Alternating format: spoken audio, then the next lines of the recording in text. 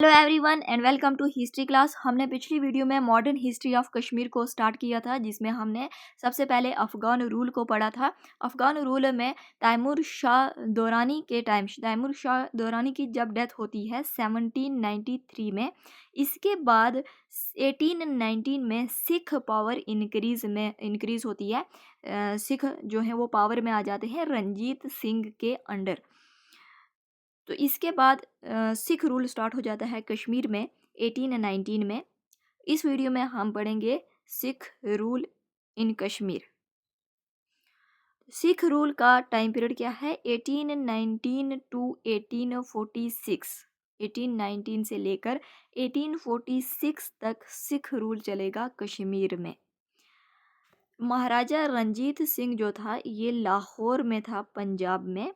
यहाँ से ये मॉनिटर कर रहा था जो एक्सप्लॉयटेटिव अप्रोच था अफ़गान रूल का, ईस्ट इंडिया कंपनी की तरह। जैसे ईस्ट इंडिया कंपनी इंडिया में लोगों को एक्सप्लॉयट करती थी, वैसे ही अफ़गान रूल जो था ये एक्सप्लॉयटेटिव अप्रोच था इसका कश्मीर में।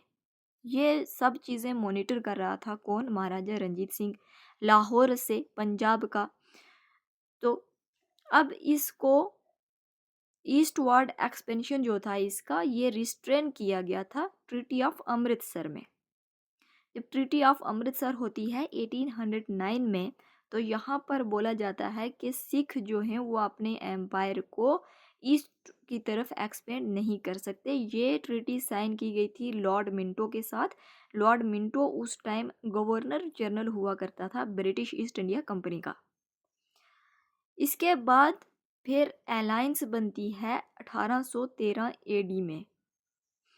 कहाँ पर? रोहतास, रावलपिंडी में। अलायंस किस किस के बीच बनती है? अलायंस रंजीत सिंह और दूसरा कौन है? फतेह खान। फतेह खान जो है ये प्राइम मिनिस्टर है शाह मोहम्मद अफगानिस्तान का। अब इस अलायंस में क्या बोला जाता है कि जो रंजीत सिंह है ये ये भेजेगा अपना 12,000 ट्रूप्स को, मतलब 12,000 आर्मी भेजेगा कश्मीर को कंट्रोल करने के लिए। और ये इसमें और दूसरे नंबर पर ये रिसीव करेगा 1/3 टेरिटरीज कश्मीर की। और फिर जो अफ़गान हैं वो इसको सपोर्ट करेंगे कन्क्वेस्ट करने में मुल्तान को, अगर ये कश्मीर को कंट्रोल में लाने के लिए रंजीत सिंह जो है वो मदद करे। इन दोनों की अलायंस बनती है और ये बातचीत होती है। इसके बाद फिर फर्स्ट जॉइंट एक्सपीडिशन शुरू हो जाता है कश्मीर के ऊपर 1813 एडी में। 1813 एडी में अलायंस बनाकर, अलायंस में ये एग्रीमेंट होता है। ये एग्रीमेंट करके first joint expedition Ranjit Singh की आर्मी भी आती है और फतेह खान की आर्मी भी आती है कश्मीर के ऊपर इन्वेड करने के लिए। जॉइंट एक्सपीडिशन होता है। इसमें रंजीत सिंह की फोर्सेस जो हैं वो किसके अंडर होती हैं? मुखान चांद। और ये ज्वाइन करती हैं फतेह खान आर्मी को। ये दोनों आर्मी मिलती हैं, ज्वाइन होती हैं और फिर कश्मीर एक्सपीडिशन करने के लिए, कश्मीर के ऊपर इन्वेड करने के लिए।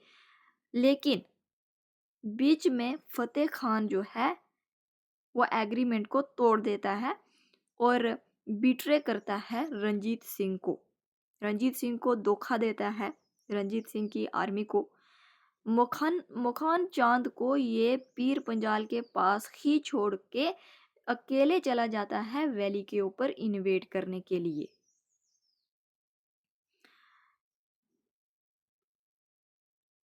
एट शेरगारही श्रीनगर के पास है ये जगह, जहाँ पर ये डिफीट करता है अफगान गवर्नर अट्टा मोहम्मद खान को। जब ये इन्वेड करते हैं, कश्मीर में जाते हैं, इन्वेड करते हैं, इंटर होते हैं, तब अफगान का गवर्नर कौन होता है? अट्टा मोहम्मद खान। कश्मीर श्रीनगर के पास इसको डिफीट कर देते हैं। अफगान गवर्नर अटा मोहम्मद को। अब इस बात का पता चलता है किसको, सिख की जो आर्मी होती है, रंजीत सिंह ने जो आर्मी भेजी होती है, तो इन 18 जून 1819 को ये 12,000 की आर्मी जो होती है, सिख आर्मी, ये क्रॉस करती है दिम्बर पीर पंजाल पासिस को और पहुंच जाते हैं कहाँ, शोपियां में। यहाँ पर बैटल होती है फिर सिख और जाबर खान के बीच। जाबर खान कौन है, अफगान का गवर्नर है, और ये बनता है last Afghan governor. Last Afghan governor कौन है, जाबर खान। इसके पास 5,000 ट्रूप्स होते हैं, 5,000 की आर्मी होती है, और सिखों के पास 12,000 सिख आर्मी जो है वो पहुंचती हैं यहाँ पर। इनके बीच लड़ाई होती है। यहाँ पर जाबर खान लास्ट अफगान गवर्नर की डिफीट होती है, ये हार जाता है, और सिख की विक्ट्री होती है, सिख आर्मी की विक्ट्री होती है, ये जीत जाते हैं। और फिर जब ये जीतते हैं तो लास्ट अफगान गवर्नर जाबर खान जो है वो ये भाग के चला जाता है पेशावर। तो यहाँ से स्टार्ट होती है फिर सिख रूल कश्मीर में, beginning of sick rule Kashmir 1819 में।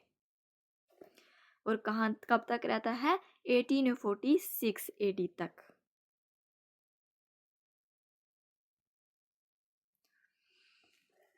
अब प्रिंस खड़क सिंह जो है ये श्रीनगर में इंटर करता है, और इसके बाद जो सिख रूल है ये 27 साल तक रूल करता है श्रीनगर में, और 10 गवर्नर्स को ये अपॉइंट करता है वैली को एडमिनिस्टर करने के लिए।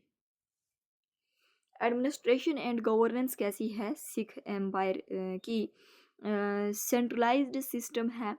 गवर्नर्स के अंडर, गवर्नर को अपॉइंट करता है कौन, महाराजा रंजीत सिंह ने अपॉइंट किया। गवर्नर्स जो होते थे वो ज़्यादातर सिख्स या हिंदूज होते थे। ये रिस्पॉन्सिबिलिटी इनकी होती थी रेवेन्यू को कलेक्ट करना, रेवेन्यू कलेक्शन गवर्नर्स की रिस्पॉन्सिबिलिटी। लॉ इन्फोर्समेंट, लॉ को लागू, कानून लागू करना, and maintaining orders, law and order को भी मेंटेन रखना, ये काम था गवर्नर्स का, रिस्पॉन्सिबिलिटी। अब कुछ की गवर्नर्स देख लेते हैं, उनके काम देखते हैं। सबसे पहले दीवान मोती राम ये गवर्नर बनाया जाता है, सन ऑफ दीवान मोखान चांद, फर्स्ट सिख गवर्नर बनता है ये। और 1819 से लेकर 1820 तक इसके टाइम में फूड स्कॉर्सिटी होती है, पोर इंफ्रास्ट्रक्चर होता है, लेकिन ये रिज़ाइन कर देता है जून 1820 में और चला जाता है बनारस। जब इसके बेटे की डेथ हो जाती है उसके बाद ये रिज़ाइन करता है, किसकी, राम दयाल की। इसके बाद गवर्नर आता है हरि सिंह नालवा। ये रहता है 1820 से 1821 तक। ये जाना जाता है known for his military discipline. Stabilize the region, region को स्टेबलाइज करने के लिए ये कुछ रिफॉर्म्स करता है। क्या क्या रिफॉर्म्स लाता है, फ्रीडम ऑफ वॉरशिप, वॉरशिप में फ्रीडम होनी चाहिए, ड्रेस में फ्रीडम होनी चाहिए, कस्टम्स रिचुअल्स जो होते हैं उसमें फ्रीडम दे दी इसने लोगों को। Permitted Hindus forcibly converted to Islam to revert to their original faith. तीसरे नंबर पर एबोलिश्ड बेगर, बेगर कौन होते थे, फोर्स्ड अनपेड लेबर, इनको बेगर बोलता था, बोला जाता था। इसको एबोलिश किया किसने, हरि सिंह नालवा ने। टैक्सेस को कम किया, ज़ाफ़रान कल्टीवेशन के ऊपर से, ज़ाफ़रान कल्टीवेशन के ऊपर जो टैक्स लगाए जाते थे उसको कम किया गया ताकि प्रोडक्शन को बढ़ावा दिया जाए, to encourage production. Standardized weight and measures, weight and measures को स्टैंडर्डाइज किया गया ताकि एक्सप्लॉयटेशन जो है वो ना हो सके।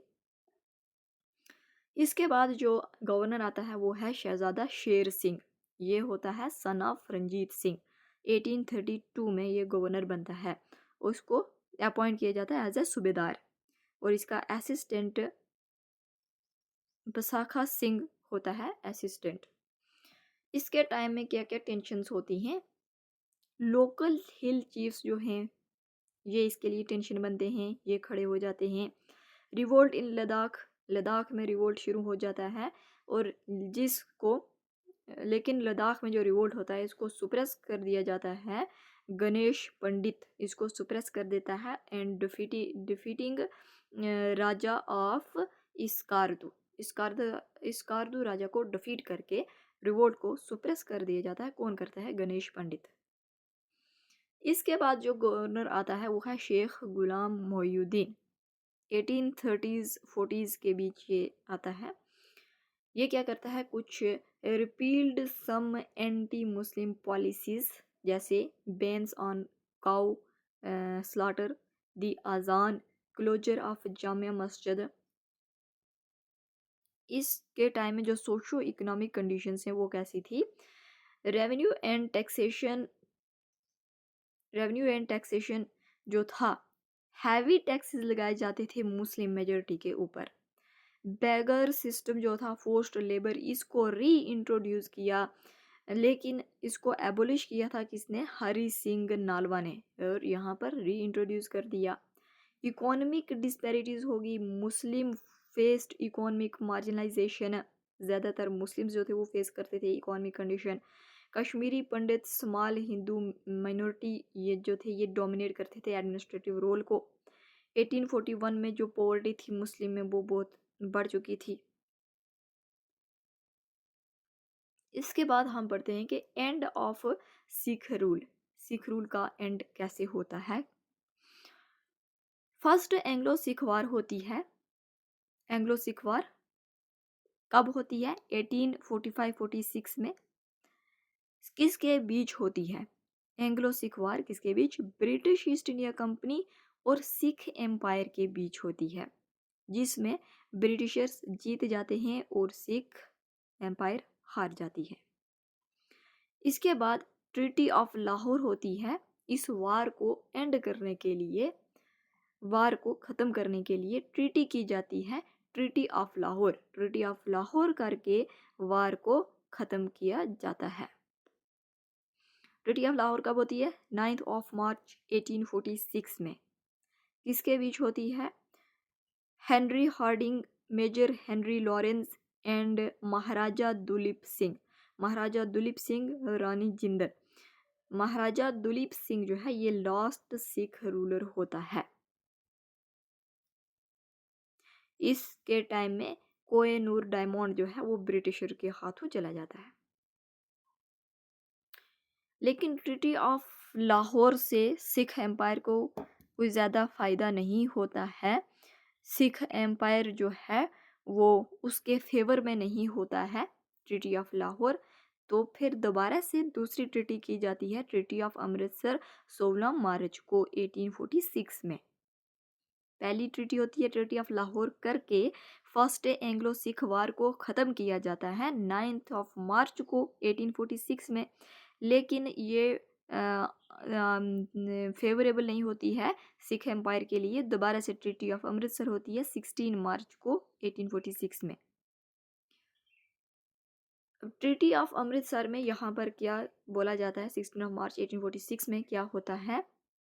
अब इससे पहले 1809 में ट्रीटी ऑफ अमृतसर हुई होती है। ट्रीटी ऑफ अमृतसर दो होती हैं। एक 25 अप्रैल, ये डेट याद रखना, 25 अप्रैल 1809 को होती है पहली ट्रीटी जो होती है, treaty of Amritsar. Treaty of Amritsar जो होती हैं वो दो ट्रीटी होती हैं अमृतसर की। एक होती है 25 अप्रैल 1809 को और दूसरी होती है 16 मार्च 1846 को।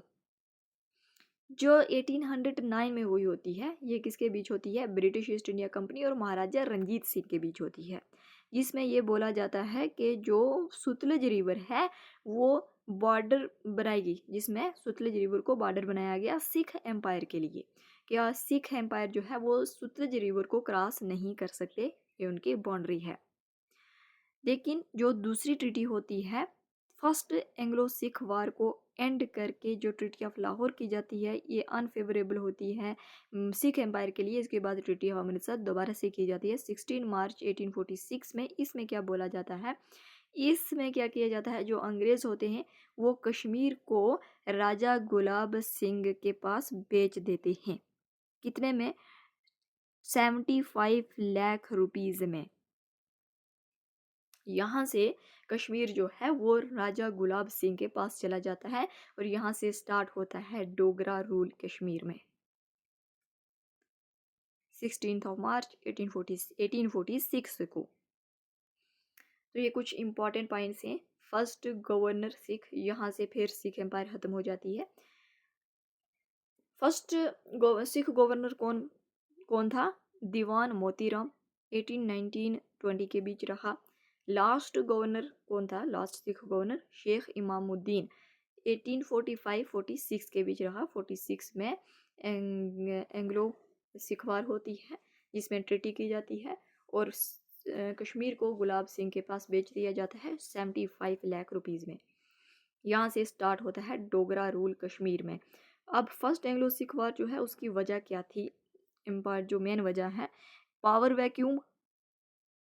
जब डेथ हो जाती है महाराजा रंजीत सिंह की 27 जून 1839 को, तो पावर वैक्यूम हो जाता है। एक तो ये वजह है। दूसरी, ब्रिटिश की जो एक्सपेंशनिस्ट एम्बिशंस जो था ब्रिटिशर्स का, उसकी वजह से ये फर्स्ट एंग्लो सिख वार ट्रिगर्ड करता है कौन? ये दो मेन पॉइंट है। इसके बाद अब क्या होता है?